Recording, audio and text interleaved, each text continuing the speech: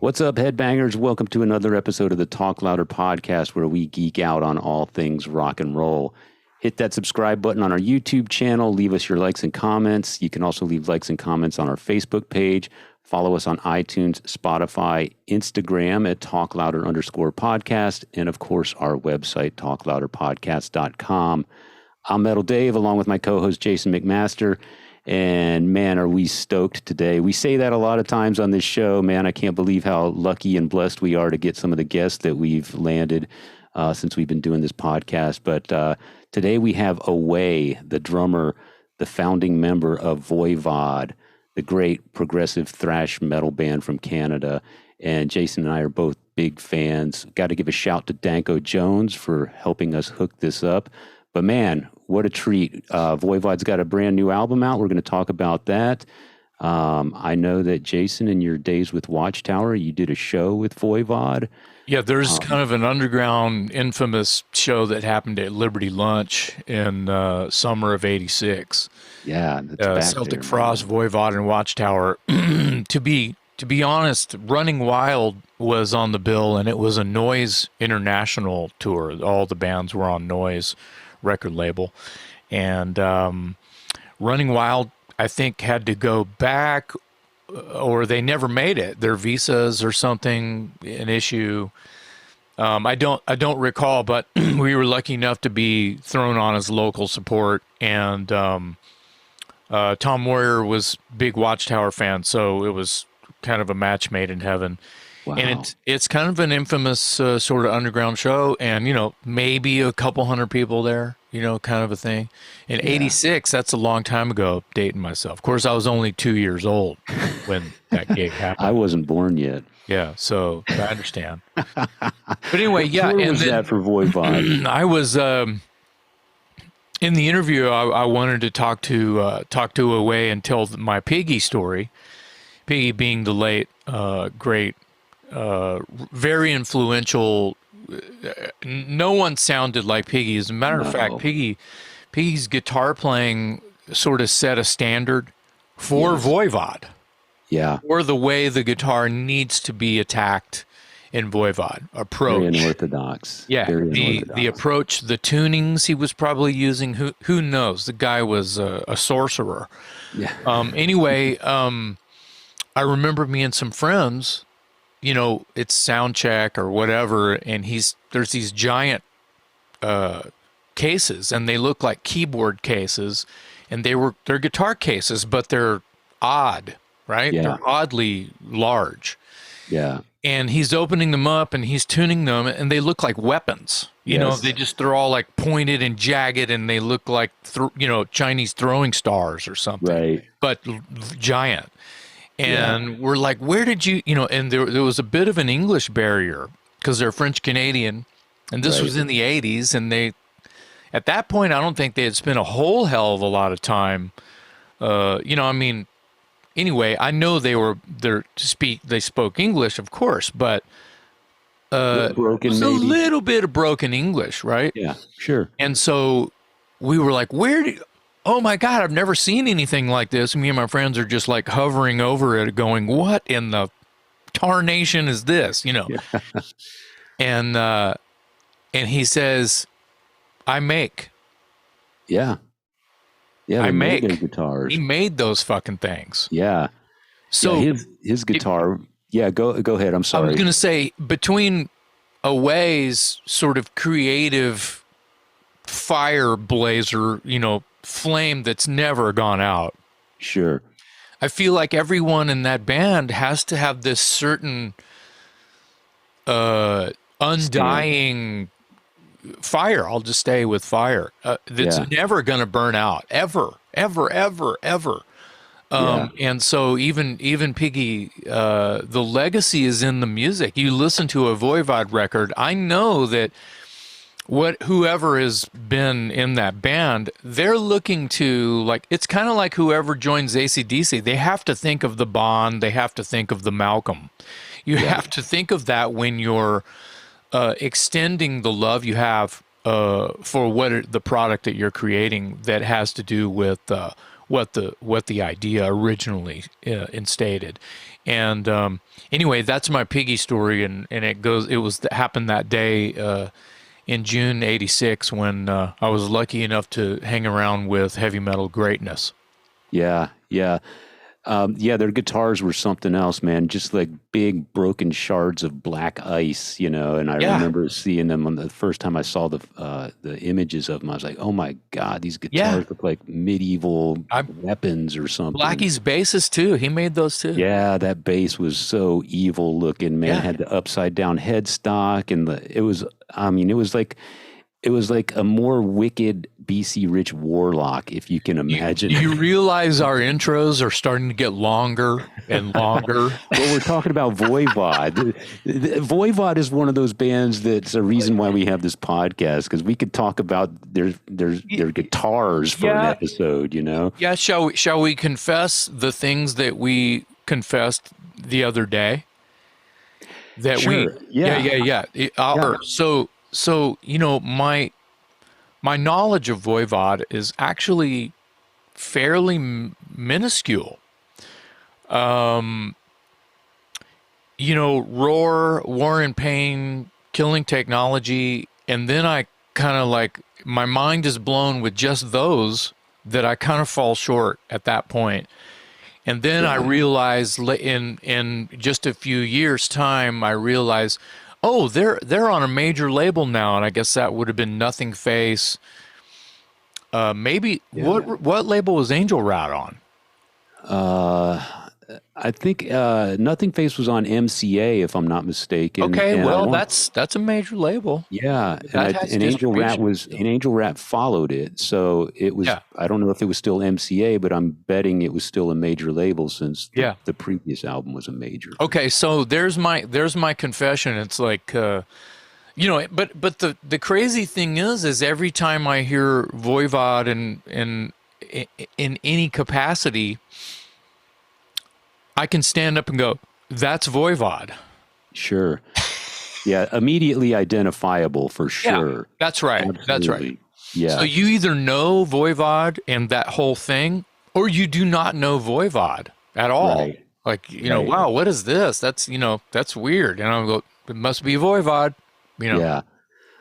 My confession is, as I mentioned, the first Voivod album I ever bought was Roar, and it was their second album. So of course they're on a shoestring budget, tiny label, and I bought it because of the way they looked. And then I brought it home and I tried to listen to it, and I was like, oh my God, it was so abrasive. Yes. I couldn't. My ears couldn't handle it, because I come from the Iron Maiden Judas Priest school, Sure. and this noise coming off the turntable was just more than I could handle. I'd never heard anything quite so.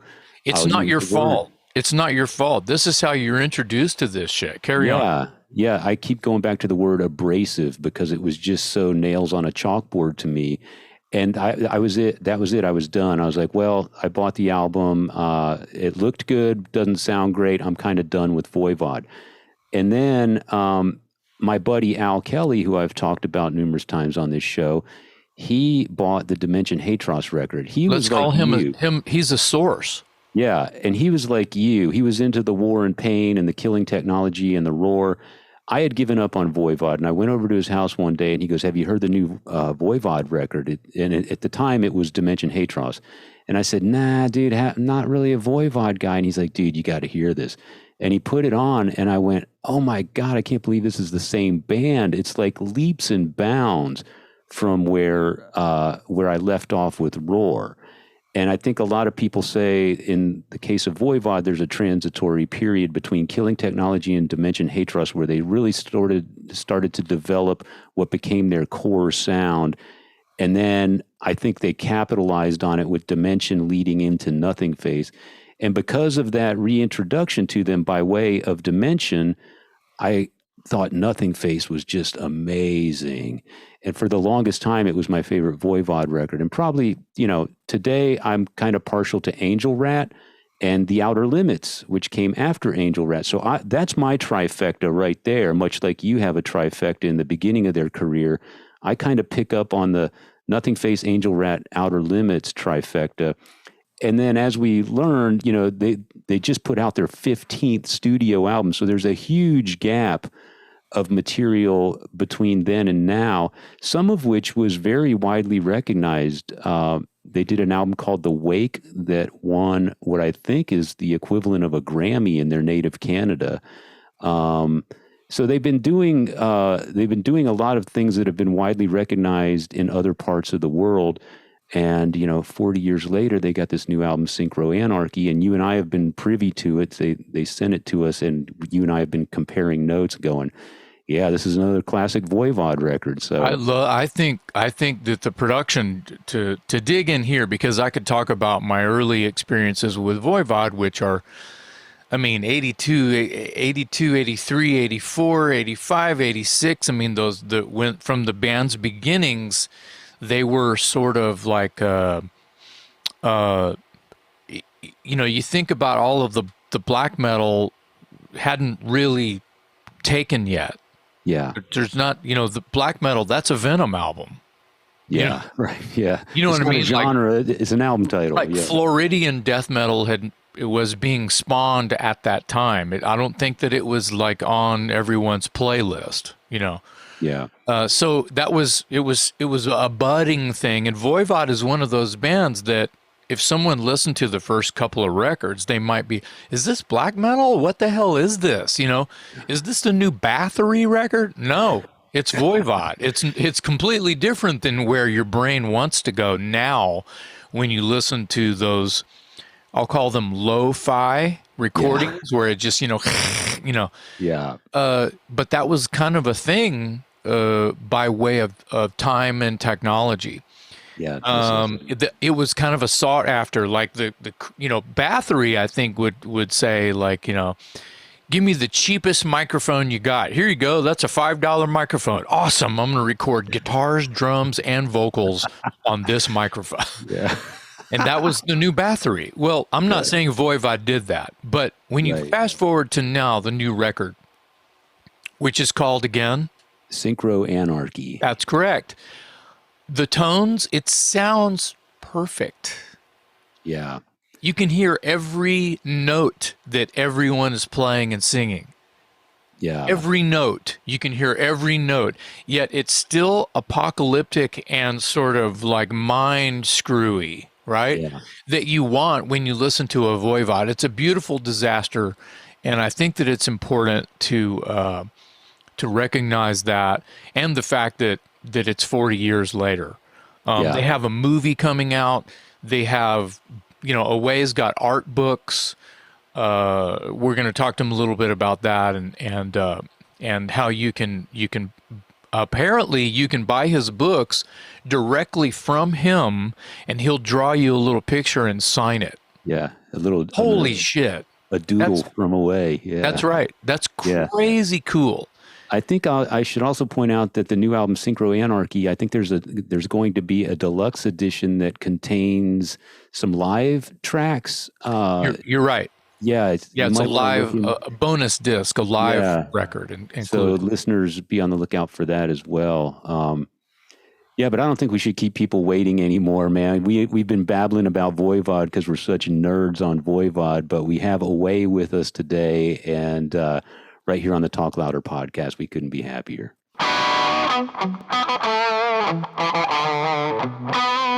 Do you prefer us to call you by Away, or is it Michael or Michel? It's Michel, but everybody calls me Away, so it's all right. I figured they did because you are Away, right? If one day I decide that I don't like the nickname, and even if I tell the other guys, don't call me Away, they'll be like, okay, Away. You know that it's true. That it's true. So let me just stop right there, if I may, and tell me, where did the nickname Away come from? Because the other guys in the band throughout the course of Voivod had nicknames like Snake and Blackie, and those all kind of, they weren't as abstract as Away. So what is the origins of Away?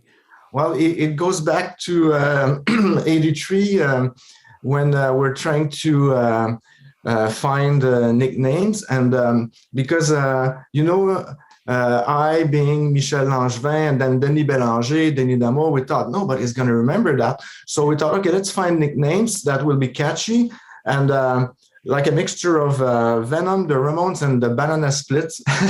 Yeah, and, exactly. So on my end, I was at this time going to university in science, and I could not really keep up with the daily rehearsal and homework. So sometimes I would show up very late or not at all. And also, whenever I was at the jam space with the guys, I would always draw stuff. And so it's a mixture of both. My abstract drawings and the fact that I was a bit absent at times. I get it. That's easy to understand. Where's Michel? He's away. He's away. Get it. I love it. I love it. Thank you for sharing that. Yeah. I've always been curious. Speaking of drawings, I have to talk about the elephant in the room. So, I'm in this band Broken Teeth, and you did that logo on David's shirt. Of course. Yeah, through our friend, of course, Danko Jones, who's quite a bit responsible for hooking us up with your press agent. So cheers to Danko, and cheers to Danko for hooking us up with you to do that logo. God, that seems like years and years. It seems like 10 years ago now or something you did that. Probably, yeah. You said you were always like drawing things, at the jam space, probably before or after rehearsal, whenever you showed up. Was that something from a childhood? Were you always, I mean, surely that's kind of, it's not a great question, but I'm interested to hear your response, because you've had some longevity. You've done tons of album covers and logos for bands that just call you because they fell in love with the style that you created just by doodling, by just blah, right? Just anything that comes out.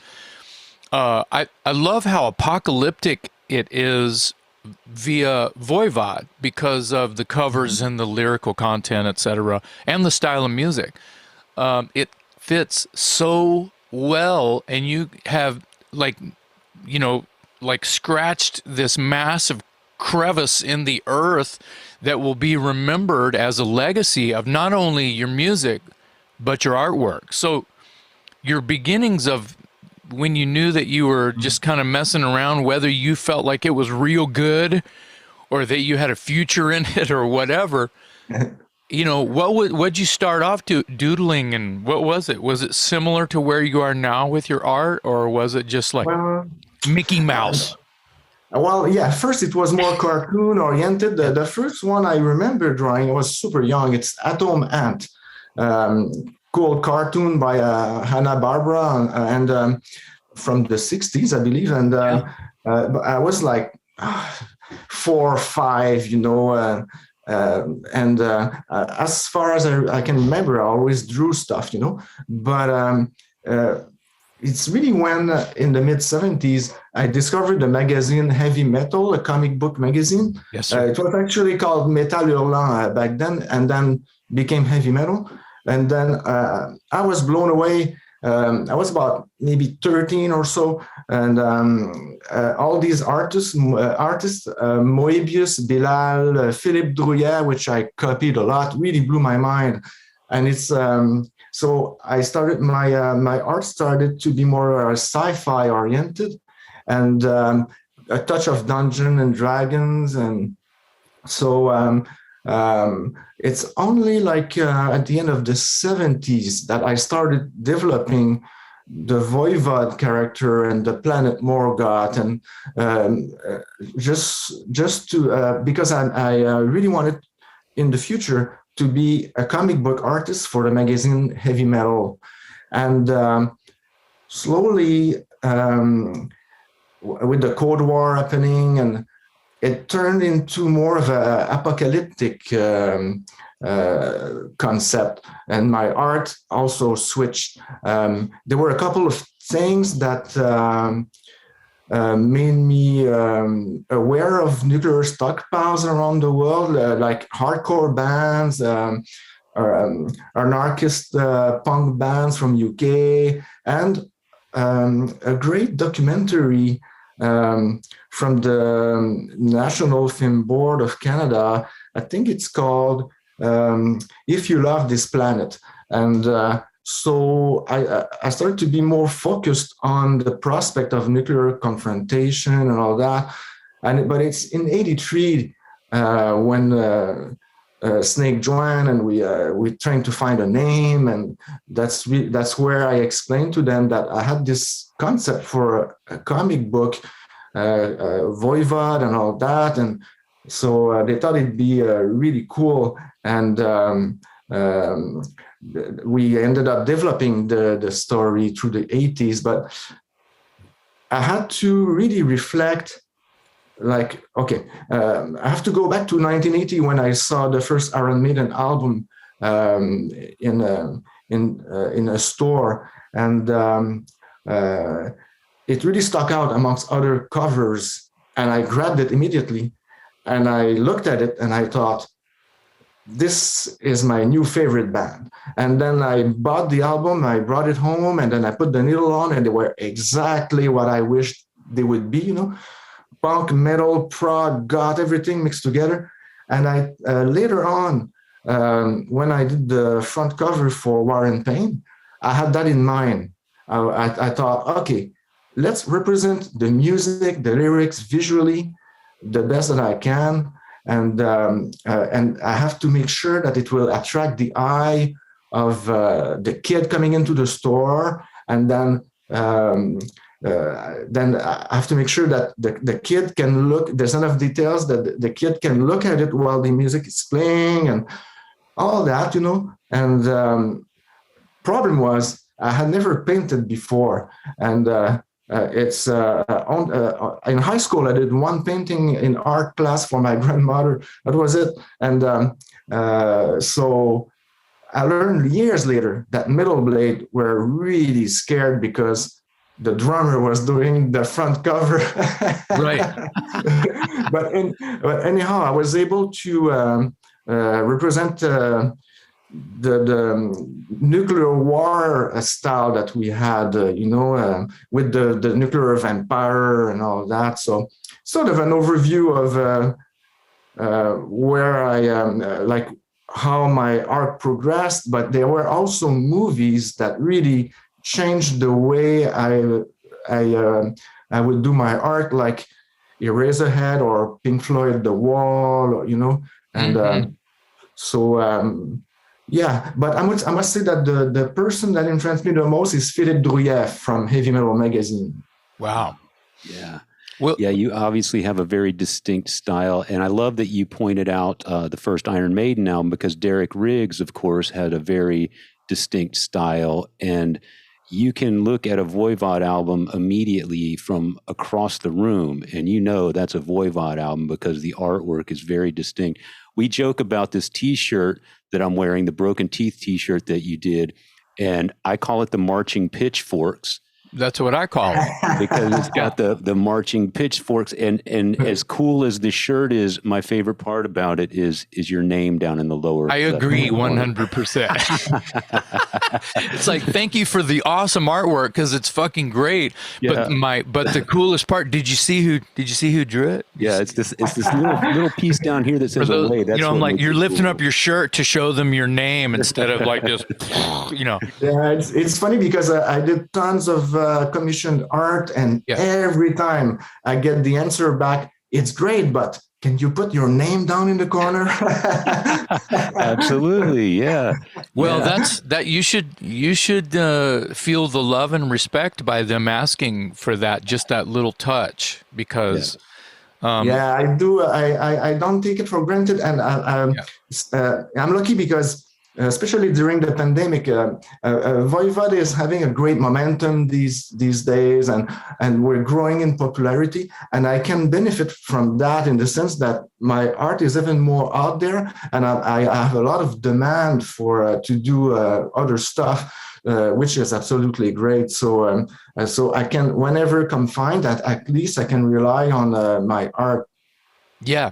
Sure. Well, I don't know if you, I mean, you may remember me like as like a total fanboy jumping up and down, away, when I saw Danko's logo on a patch or somewhere, and I was like, or he could have been wearing the patch or something on a sewn to a hoodie or something somewhere, and I said, "Oh my God, Away did that," and he's like, "Yeah," and I said, "Oh my God," and I just had this vision of what the Broken Teeth logo would be in your style, and I said, he's like, "I can hook you up," and then it happened, and I like vomited out, you know, an army of marching pitchforks with the burned out cities behind them and the logo in your style and blah, blah, blah, blah, blah.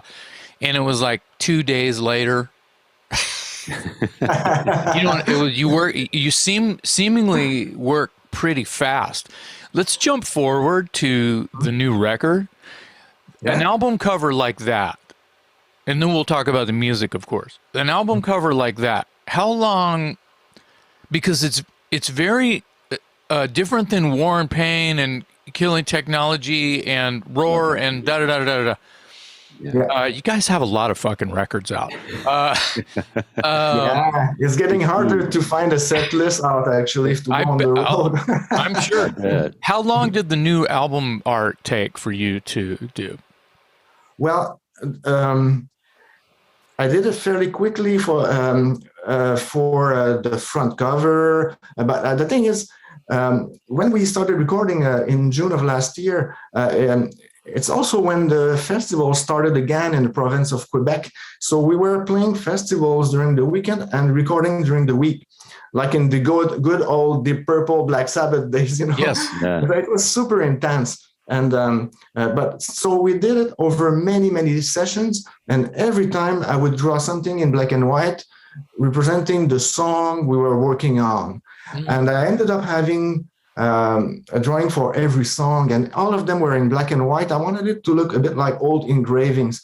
And so at the end, I mean, the drawings are a bit abstract, but they are influenced by the music and the lyrics while we are recording or mixing. And so, cool.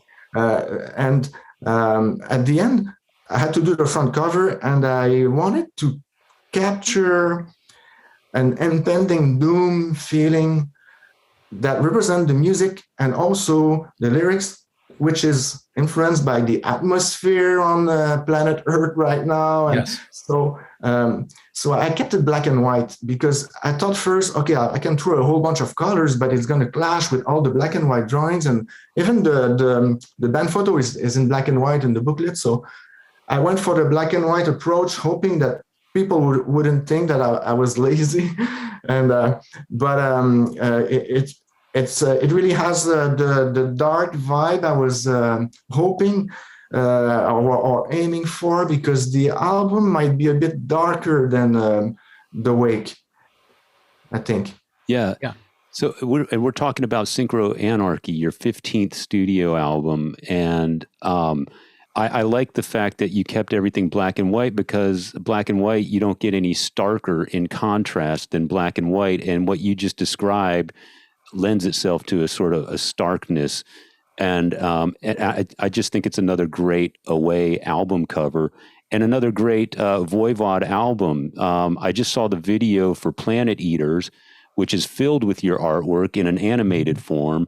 And I thought the video was awesome. I love how your artwork translates into video. It seems to lend itself very well to the sort of animated format. Can you talk a little bit about how you go from the artwork, the still art, and turning it into a video, the animation process? Well, I have a friend in France, Pierre Ménétrier, who was a genius at that. And It's actually last year, early last year, when this fan video popped online. It was actually made 30 years ago at school on an Amiga computer, and for the song Nothing Face from the album Nothing Face. And the video, even though it was made 30 years ago, the masters were lost, and they were rediscovered. So nobody had seen that video before, and including me. I was blown away because I worked with a Commodore Amiga in the 80s and early 90s, and I know how hard it was to achieve anything. But the result was so spectacular for like a kid at school 30 years ago. And I contacted the guy immediately, and I asked him if he wanted to do the video for the first single, Planet Eaters. And so I supplied all the art I did for the new album. And then he started asking me for specific artwork, like flying saucers or factories. So I basically supplied art from 1983 to 2021. And he integrated the whole thing in such a Voivodian way. I had no doubt it would be spectacular, but it's out of this world. You know, the guy is really talented. It really is a great video. And the album, we should talk a little bit about it as well. It's your 15th album. You've been doing this for 40 years, and you obviously have nothing more to prove to your peers and your audience and your fans. But after 40 years, is there anything left to prove to yourself? Well, we've tried a few things where we played with a brass quintet at the Montreal Jazz Fest, or we had a string quartet in the studio for the Wake. Chewy is really good at writing charts because he teaches music at college, so he's really well versed and a great composer. So I think we've been trying to explore many different avenues, and it seems to be paying off because people are embracing it, this fusion metal thing, you know. But my dream would be for Voivod to play with a symphonic orchestra. That would be the ultimate challenge, where if I screw up, everybody does. Taking them all down, yeah. So I can't get past the first song. I mean, I've listened to the whole record and it's fucking awesome. Yeah. I keep going back to the first song, Paranormalium. Am I saying that right? Yes, yeah. The fact that you have guitar riff, which could be like an old school thrash, sort of blasty sort of thing, but you guys are coming, you guys are swinging over, so Chewy's playing this Metallica, thrashy Exodus type of a thing. And you guys are going, and I'm like, your mind is going, you have this, and then you have you have this like dance. And I'm not special, but the fact that someone who appreciates progressive metal would have to probably listen to that a couple of times to hear those two items not clashing together, or beautiful disaster, right? This sort of like conjuring of sorts. Yeah. And that is what makes the sort of fusion or prog metal or whatever that you guys were on some sort of forefront. And my old band Watchtower was in that same realm, and just was not as prolific, didn't have the energy that you guys had. As far as, if I may pause for a second, you guys are busy as shit. Because your discography, your 15 releases, if you look at the time between your first like 5 things or whatever, it's like one every year. Your release dates are subsequent. They're like machine gun fire. And then at that point, there's like 2 years, 1 year, 3 years, but no longer than like 2 or 3 years. The fact that you're writing this sort of mind fucking, beautiful mind fucking music, you are prolific. You're starting to play even more now. You've had some lineup change. Oh, just in your 40 years, of course. It's a monolith that you're having to. Yeah. You're riding this giant beast that you have created. So every once in a while, someone might fall off. Is it with the newest lineup? Because I could talk about Piggy and Blackie, and I have a story about Piggy that I want to tell. But do you find that, like, in writing the new record, especially during the pandemic, what your bio talks a little bit about how intense it was writing the songs that you may or may not had been able to be in a room together to write all of that.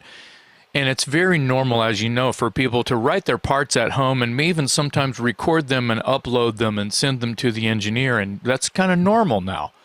Tell us a little bit about the recording, but more even the writing of this new record. Well, like many bands, it was in mid-March 2020 when the lockdown happened, and we were all of a sudden stuck at home and had to find a new way of moving forward.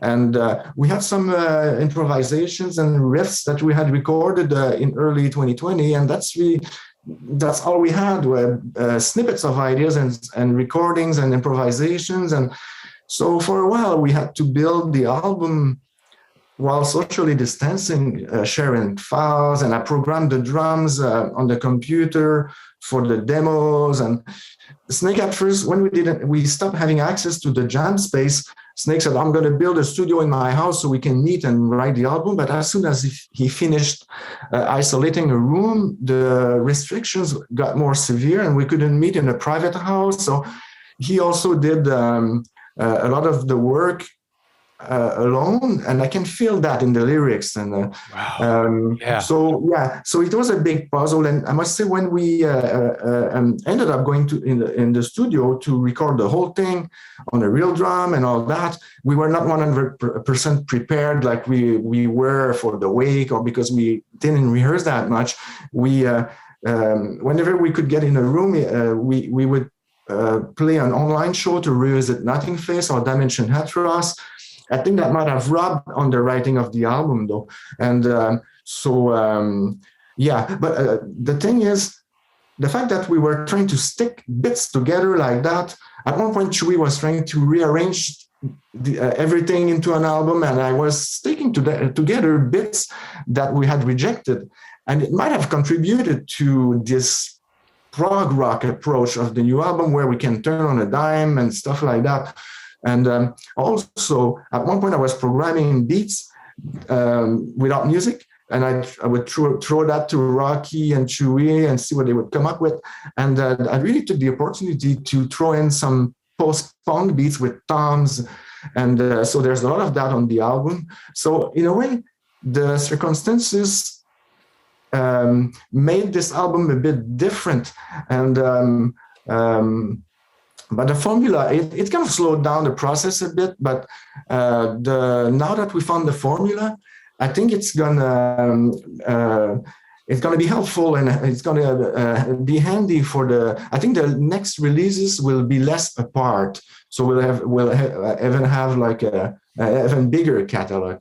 I mean, you need a pretty big obstacle for Voivod to stop working. Sure. We just keep moving. Even last year, I took the opportunity to work on the NCA catalog and the Noise catalog. So there'll be a lot of reissues this year, and also we're trying to wrap up the We Are Connected movie with Felipe Belalcazar, and next year for the 40th anniversary, we'll have a book out and some sort of greatest hits, and it's going to be also the the 20th anniversary for the album we did with Jason in 2003, the self-titled. So we want to re-release it. So the thing is, the trick is to always keep moving. And I must say that people into Voivod are so loyal. We always feel like they deserve something new. So it keeps us going as well. Yeah. You know, I don't know how much time we have today with you because we've got, so much to cover. But I do want, number one, I want to say my very first stage dive was at a Voivod concert on the Dimension Hatros tour. Yes. Where? In San Antonio at a club called Sneakers in San Antonio, Texas. Yeah, Yeah. You guys were out touring with Violence, and I was there, and it was the first time I was brave enough to get on stage and dive off, and I think I only did it one more time in my career, and I said, that's enough for me. But I wanted to ask you, there's so much great music to talk about when we're talking about Voivod, and so many great records. And if I may, my personal favorite, I think, is probably Angel Rat. And I wanted you to talk a little bit about that album. It was produced by Terry Brown, who I know you greatly respect from his work with Rush. Obviously, an influence on you and your music. But it's kind of also considered sort of the underdog album in the Voivod catalog in many ways. So can you just talk a little bit about the making of that album and how you look at it in retrospect? Well, I only have, hold on, a minute left, 2 minutes left, but I can definitely, because I have another interview, but okay. I can definitely tell you what happened was, it's in 1990, we toured with Soundgarden and Fate No More. This had a strong impact on us where we saw the wind change, where music was becoming more alternative, and it had an influence on our writing, I'm pretty sure. And so the Angel Rat album was a bit alternative in a way, but of course all eyes were turned on Seattle, so it went under the radar. But these days, 30 years later, it's kind of worshipped by many people into Voivod. It just shows that we were doing the right thing, but it was out of sync. But with Voivod, we always write the music that we want to play live at this specific time. Yeah. But down the road, we are respected for it, I think. Yeah.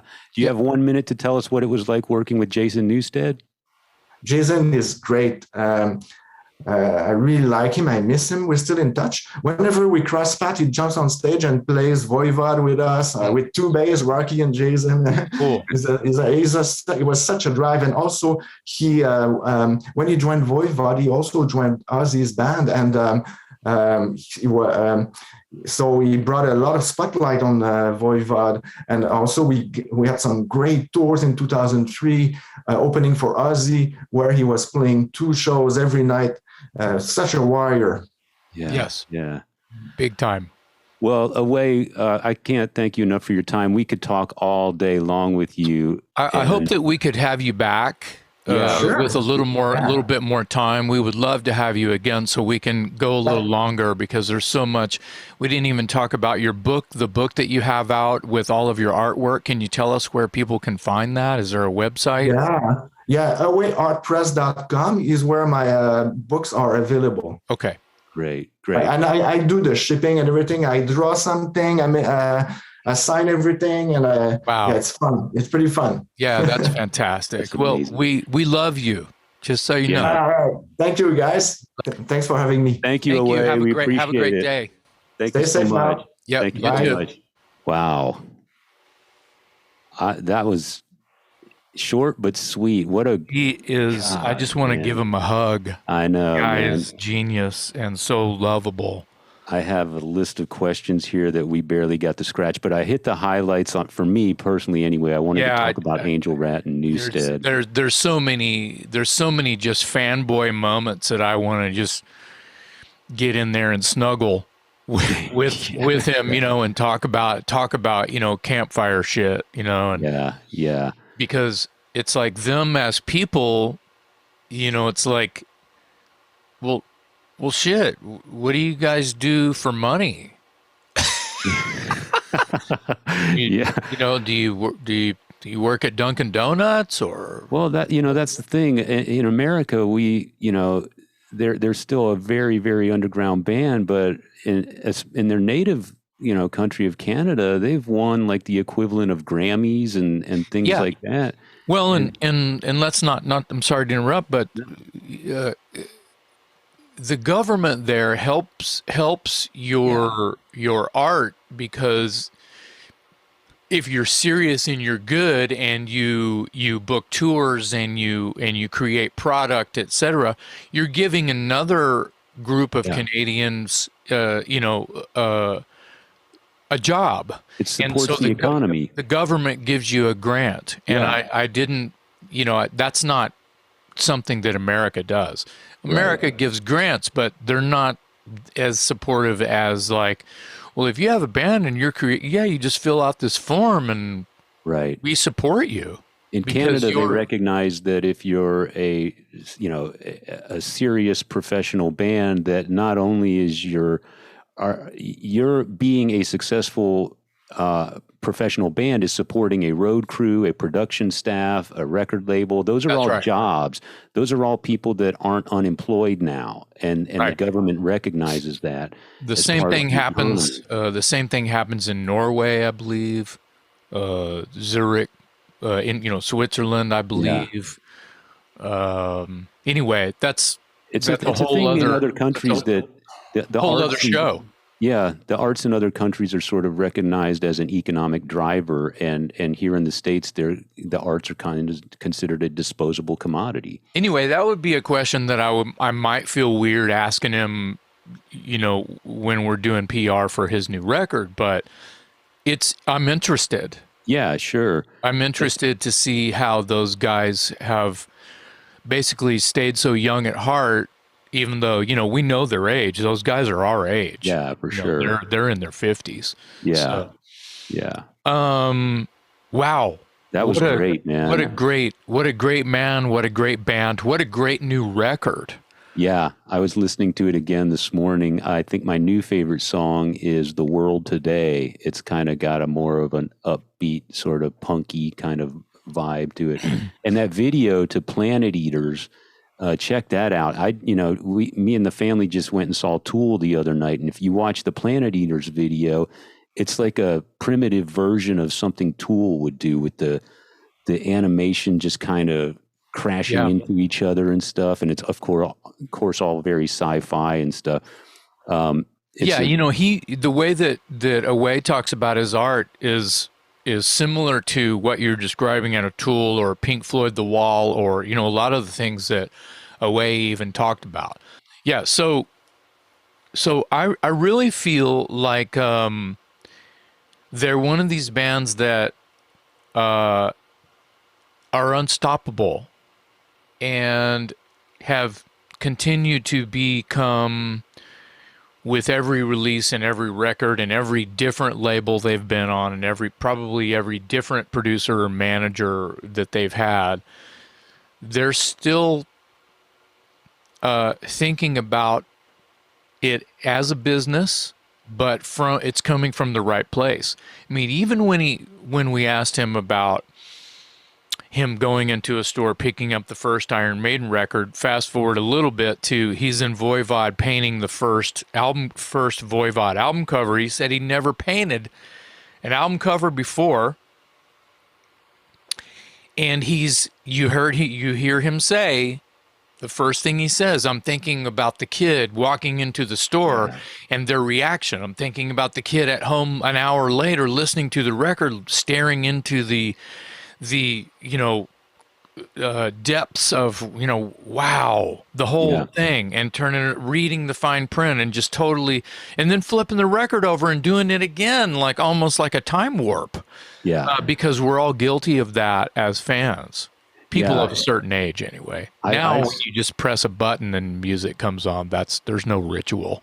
Right. He's talking about the ritual, but the point I was making just now, the point I was just making, is that he's thinking of a business standpoint. Here he is, a teenager painting an album cover, but he's thinking of it as a product.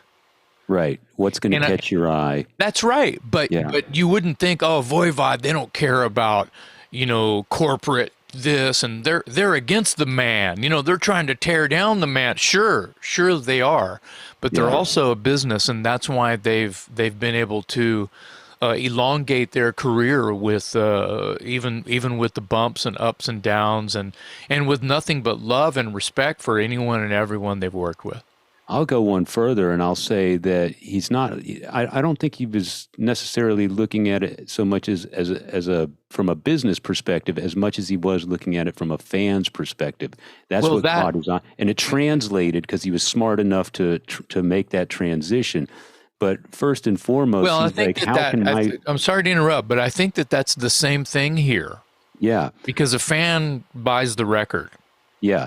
And I've said it 100 million times on this podcast that you can never underestimate the value of a great band name or a great album cover. And I'll tell you, the first time I bought a Voivod record, I'd never even heard of the band Voivod, and I never heard a single Voivod song. And it happened to be, in my case, it was the Roar album, which is their second album. And I looked at the artwork and I was intrigued. And then I turned it over, and here's something different. On the backside, there's photos of the individual band members playing. And I looked at that band and I went, I've never seen a band look more metal than these dudes. The bullet belts, the jagged guitars, they look like weapons. They've got, bullets and grenades and all this stuff hanging off them, and the leather gauntlets and everything. And I was like, oh my God, I have to have this. And so that goes back to his point of creating a visual that's so captivating that you can't walk away from it. And that's how I was introduced to Voivod. It was the visual that got my attention, but way before the name or the music. So, yeah. Well, it's an interesting sort of retrospect that you brought up. It's like, now I bet they just wear T-shirts and jeans on stage. Yeah. I don't think that. But when you think about when you're a teenager and you're in a rock and roll band, just to put it in a pinpoint, sure. People don't like to hear this, but you have followed a trend of things that you are influenced by. Just like when he was talking about, we did all these shows with Soundgarden and our music started to sound like that a little bit, and whether it was intentional or not, it's now we have this cult following that loves that record. Yeah. Angel Rat. Yeah. Yeah. So when you think about the first couple of records, first three records, and they're wearing grenade belts and bandoleros and their hair is greasy and they're wearing even black eye paint and camouflage. And like cargo pants, like it's like part Rambo, part Mad Max. Yeah. And it's all of those awesome things that they were into that their music reflected. So it's important to know that the trends they follow are because they're in love with that and it's influencing them, and that's okay. Yeah. It's all right. Those trends are what you want. It's the visual extension of your music. That's right. There's nothing wrong with that. Yeah. At all. No, that was great fun. Yeah. And thank you to Danko Jones. You're reading my mind. Yes. Yes. Sir Danko, he should be knighted. Yes. Thank you, Sir Danko Jones, for hooking this up. Right. And just being the fire under everyone's ass that has anything to do with rock and roll. Cheers to Danko. Yes, indeed.